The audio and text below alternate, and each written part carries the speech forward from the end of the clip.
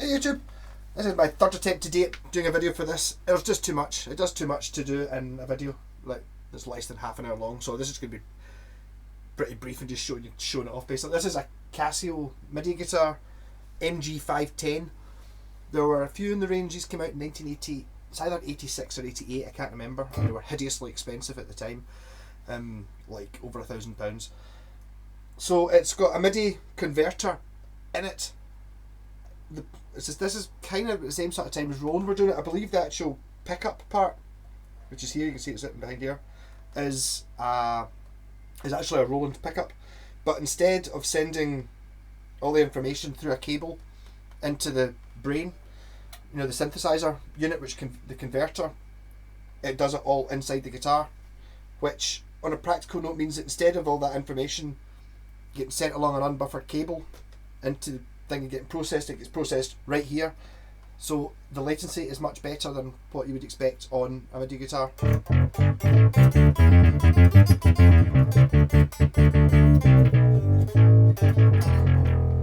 choosing the wrong sound to demonstrate that. Yeah, so that's me messing about with it. Basically I'm plugged into that blue Yamaha CS1X there.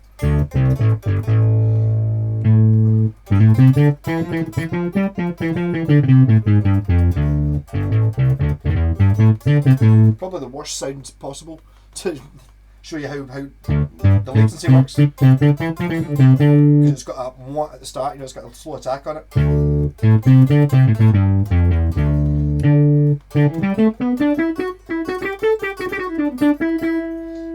Yep, so the switches, the middle one is octave, so middle, higher octave, lower octave.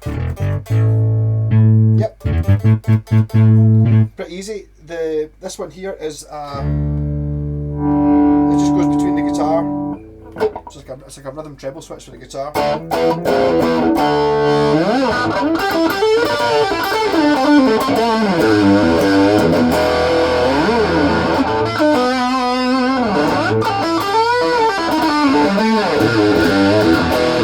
Should mention the guitar shit hot.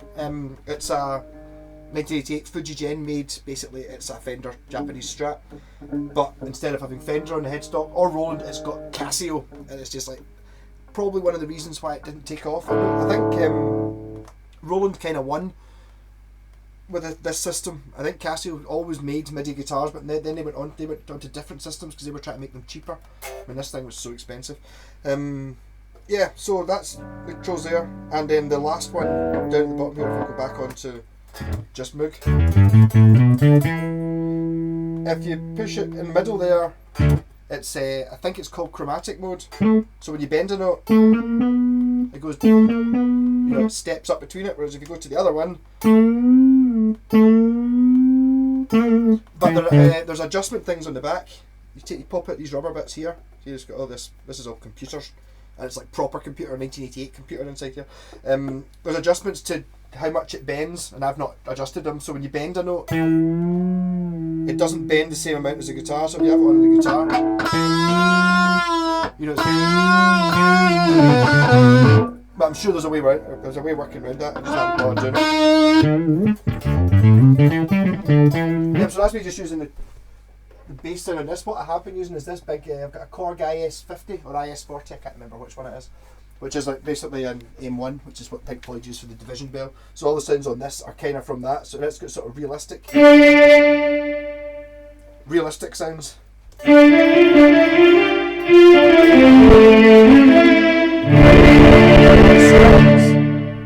That's strings, yeah. And that little clip between them.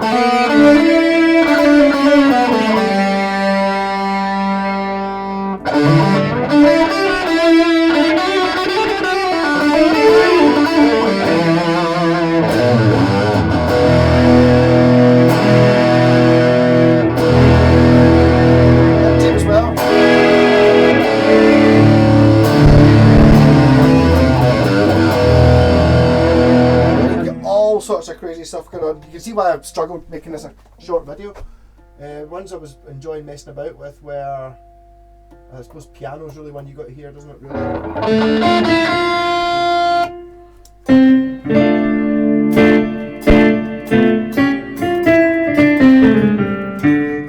much reverb and stuff on that. I'm sure that keyboard does tons of stuff. I'm sure you can turn it off. I'm having to play through this wee Torque PA amp, which actually, I don't know if I've done a review of it, but it's actually pretty damn handy to have.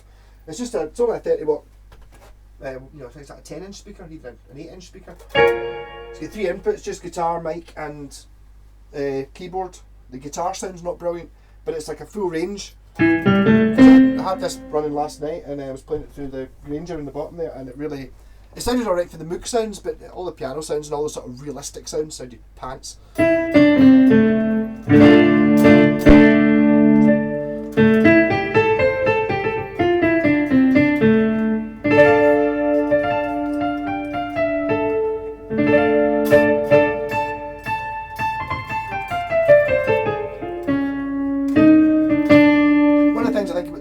As well, because you get the sort of the unit to go with it, the converter, the sounds you get with it are all the sounds everyone else has got that'll have, whereas this you just plug into absolutely anything, so it's just a standard MIDI plug.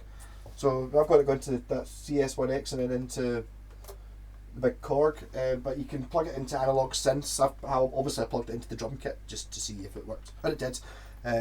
You can play drums on the guitar. So there's a certain modification how you play. If you're playing something that sounds like a guitar, like one of the synth sounds, you don't really have to adjust how you play at all, it's fine. But something like the piano, it doesn't sound like a piano if you strum, because a piano, all the notes are hit at the same time, so if you kind of pluck it, I'm not really sure, not really spent much time practicing, but if you kind of pluck it to get a more piano-y sound, because then you can hit all the strings at the same time.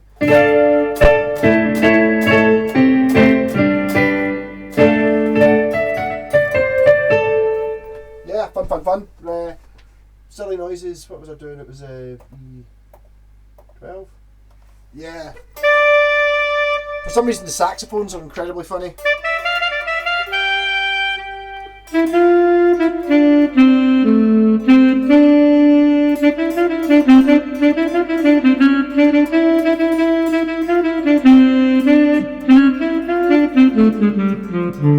Very tempted to do like a medieval version of something just for...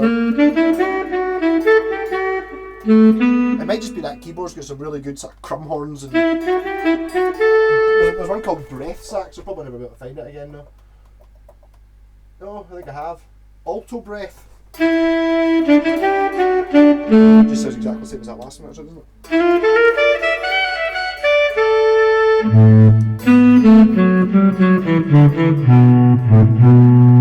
Then obviously all of this is mixable with the guitar.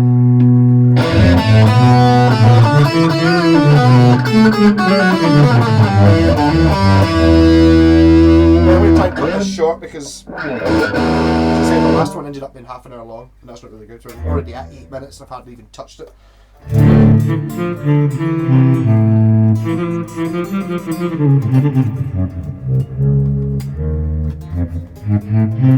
Yeah, so it's not, if it worked perfectly it'd be amazing. The concept works, but this guitar doesn't. There's something wrong with the power supply.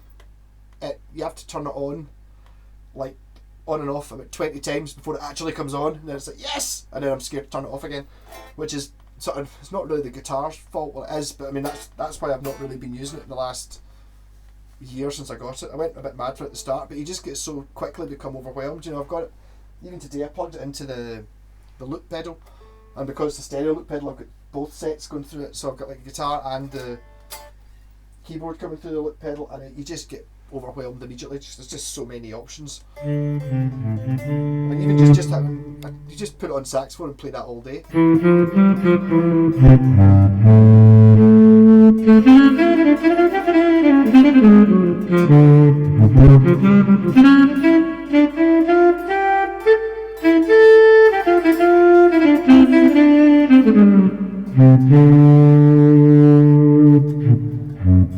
Yeah, I just really bought this for the sort of price you would for a damn unbelievably cheap price what you would pay for a Japanese Fender 1988 Stratocaster, and because it didn't work when I got it, I took it to a guy in Bridge of Weir, of all places, was where my dad lives, where I was working at the time, and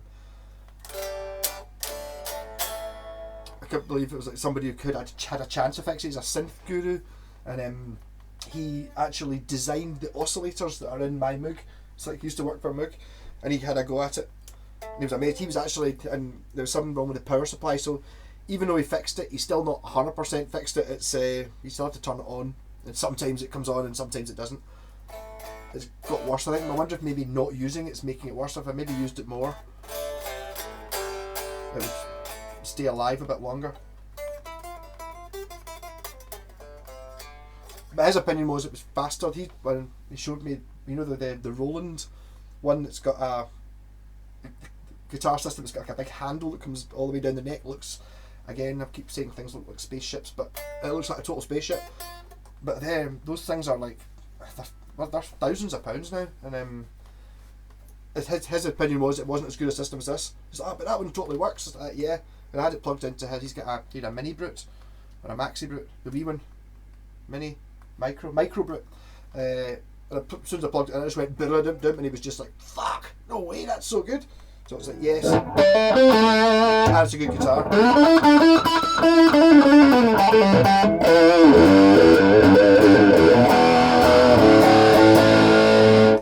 So not really a review as such because, well, sort of. I'd love to start. I'd like to record something with it because I can't play the keyboards. I don't know if it's be any use to if you could play the keys, but I mean, when you're just playing chords and stuff, you know, like for putting strings on a song, it'd be absolutely fantastic because you can just, you know, play whatever chord it is you're playing the guitar and the strings will do it. Yay! You don't need to bother trying to work out which fingers and having to change. So, rock on. Merry Christmas, or it's Boxing Day, so Merry Boxing Day.